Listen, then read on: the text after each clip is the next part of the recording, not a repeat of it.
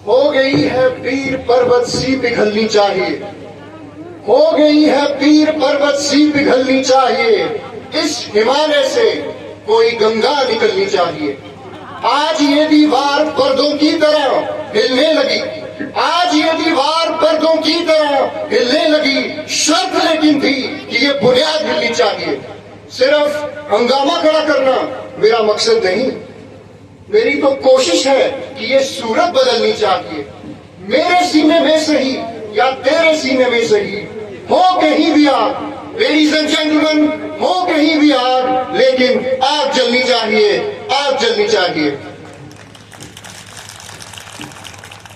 जय हिंद to all of you. आज के इस कार्यक्रम के मुख्य अतिथि Shri Shyamlal Sharma ji, former cabinet minister and member of Legislative Assembly from Jammu North, who happens to be an inspirational and towering figure, not just for the people of Akhnur, but for the entire state. Shri Suresh Sharma ji, DDC Naira Mandria, जो मेरे चाचा जी भी हैं, and he happens to be, a guiding light. मेरे बड़े भाई रणबीर जी, DGPC Akhnur, DGPC member, the management of this wonderful institution, principal, and my dear young proud citizens of this great nation. सबसे पहले तो मैं आप सबका बहुत बहुत आभार प्रकट करना चाहता हूं कि आपने मुझे यहां आमंत्रित किया। एक छोटी सी इमोशनल चीज, जब हम छोटे होते थे, मैं यहाँ नरडी से ही बिलोंग करता हूँ, मेरे दादाजी मास्टर संसार सिंह जी, तो हम यहीं से बिलोंग करते हैं। तो जब छोटे थे तो मैटाडोर बडुई से घूम के जाती थी, तो तब हम इस रास्ते से जाते थे। पिछले 15 साल से मैं जम्मू कश्मीर से बाहर ही रहा हूँ, तो अखनूर आना भी बहुत दूर की बात थी, तो बडुई तो आया नहीं। तो जब मैं इस रास्ते से आ रहा था, जब वो टर्न लिया वहां से, तो मेरे लिए वो बड़ा इमोशनल एक पल था। मुझे अच्छा लगा कि ये जो तालाब है, यहाँ से हम जाते थे, तो बहुत ही एक इमोशनल एक मेरे लिए पल था वो। तो आई थैंक द मैनेजमेंट कि आपने मेरे को यहाँ आने का एक मुझे अच्छा लगा। आज के इस कार्यक्रम के जो स्कूल के संस्थापक भी हैं, लक्ष्मण दास जी, मैं इनको पर्सनली तो मिला भी नहीं और जानता भी नहीं हूं, पर जब मैंने अपनी माता जी को बताया, मैडम सरबजीत कौर आप जानते हैं, वो यहाँ नाटीवाला स्कूल में पढ़ाते थे, तो मैंने उनको बताया कि आज मुझे यहाँ जाना है, एक इन्विटेशन है। तो उन्होंने बताया कि उनका जिक्र जरूर कीजिएगा, क्योंकि वो कह रहे थे कि उनका अपने इलाके को लेकर जो प्रेम है, पर्टिकुलरली एजुकेशन को लेके, उन्होंने बताया कि जब मेरा छोटा भाई मेजर अभिनंदन, जब उसका यूपीएससी में सिलेक्शन हुआ, तो लक्ष्मण दास जी उन पहले कुछ लोगों में थे जिन्होंने कॉल करके बधाई दी थी। और सिर्फ ऐसा ही नहीं, वो बता रहे थे मेरी माता जी को कि कुछ दिन पहले वो किसी से डिस्कस कर रहे थे कि हमारे इलाके में डॉक्टर्स हैं, इंजीनियर्स हैं, आर्मी ऑफिसर्स हैं, पर कोई आईएएस नहीं है। तो उनका ये जो प्रेम है और ये जो स्कूल इस चीज का परिचायक है कि किस तरह से वो अपने क्षेत्र के लोगों को, और जैसे श्यामलाल जी ने भी बताया, बिकॉज वो उनको पर्सनली जानते हैं, आप लोग भी उनको जानते हैं, तो मैं आपकी बातों से वो अंदाजा लगा पाया कि उनकी पर्सनालिटी कितनी टावरिंग पर्सनालिटी रही होगी। तभी आप लोगों के बीच में वो उत्साह भी देखने को मिल रहा है। अगर मैं अपनी लाइफ के बारे में आपको थोड़ा सा बताऊं, आज का जो यूथ है, जम्मू कश्मीर का यूथ है, अखनूर का यूथ है, उसके अंदर इतना ताकत है, उसके अंदर इतना वो शौर्य है कि वो अपना डंका कहीं भी बजा सकता है। जब मैं छोटा था, 10वीं कक्षा में था, तो अखनूर, आज का अखनूर और आज से 10, 15, 20 साल पुराना अखनूर बहुत फर्क था। पढ़ाई के क्षेत्र में तकरीबन काफी इतनी फैसिलिटीज नहीं थी। सर ने भी कुछ आंकड़े दिए। तो मैं जब गया, अपनी इंजीनियरिंग कंप्लीट की मैंने, जीसीटी जम्मू से इंजीनियरिंग की मैंने, तो मेरी पहली जॉब लगी थी टाटा ग्रुप में, कोलकाता में पोस्टिंग हुई मेरी। तो हम ट्रेन सफर करके हम कोलकाता पहुंचे। रात को आपको पता है ट्रेन में सफर, नींद पूरी तो नहीं हो पाती। अगले ही दिन हमारा इंडक्शन प्रोग्राम था। जैसे आप लोग बैठे हैं, ऐसे हम 300-400 लोग थे, ऑल ओवर इंडिया के होनहार बच्चे जो अपने अपनी स्टेट से आए हुए थे। मैं भी अखनूर से, नरडीवाला से, वहां मैं गया, मुझे अवसर मिला।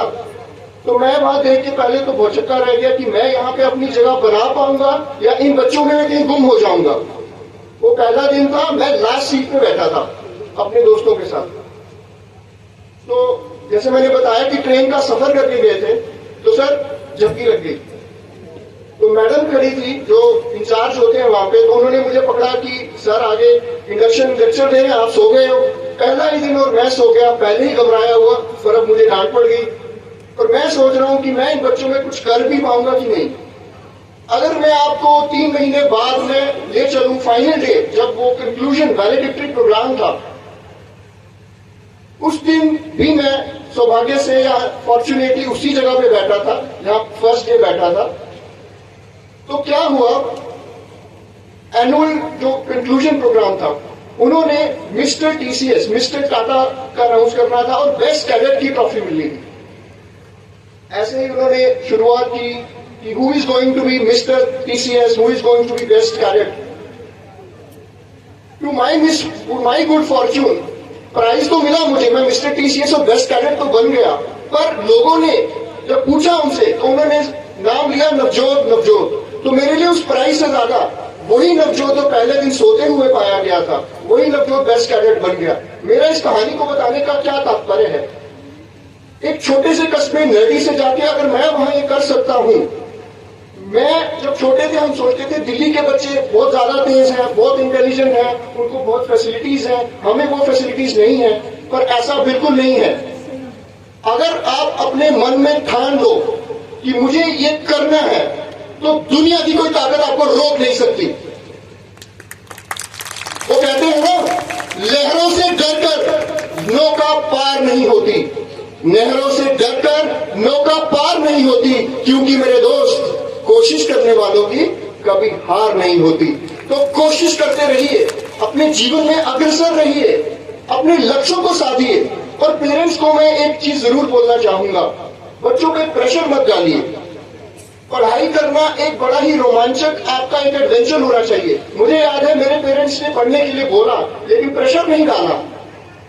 तो आप अपने बच्चों का स्किल पहचानिए, कोई खेल कूद में अच्छा है, कोई पढ़ाई में अच्छा है, उसको उस हिसाब से प्रोत्साहन दीजिए। और बच्चों को ये बोलूंगा कि आप फियर ऑफ फेलियर से डरिए मत।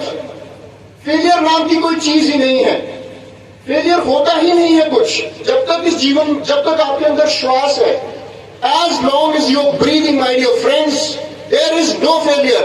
The only failure is death. उसके अलावा फेलियर है ही नहीं कुछ। जीवन में आपको हमेशा आगे बढ़ना है। एक छोटी सी कहानी बताता हूं। एक राजा था किसी राज्य का,